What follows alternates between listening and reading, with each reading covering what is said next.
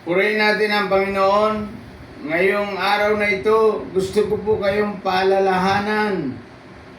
May darating na big one.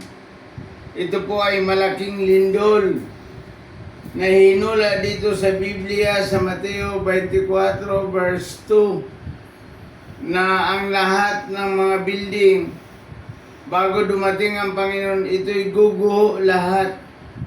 Sa pagguho ng mga building, kailangan pag naglindol, kagad lalabas tayong lahat para makaiwas tayo sa ano pa mang disgrasya. Sabi niya po dito sa Mateo chapter 24 verse 2 ay ganito ang sinasabi. Ngunit sinasabi niya, nakikita ninyo ang mga gusaling iyan. Tandaan ninyo, darating ang araw na wala riyang matitirang bato sa ibabaw ng kapwa bato. Lahat ay guguho. Ang pag may lindol po, ang style ng building ay parang inuuga ito.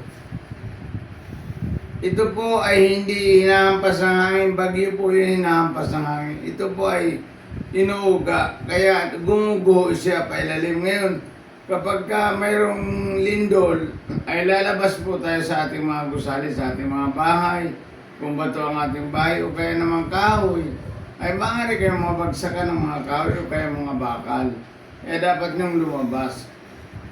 Purihin natin ang Panginoon mula sa Biblia itong paalalang ito.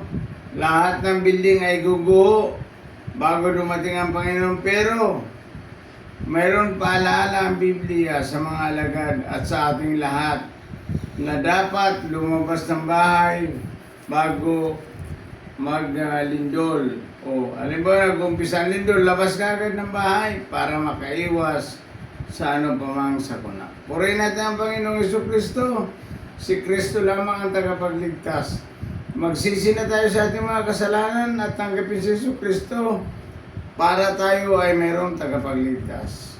Mr. Andy Alinio, Messenger of God, purihin natin ang Panginoon ngayong gabi.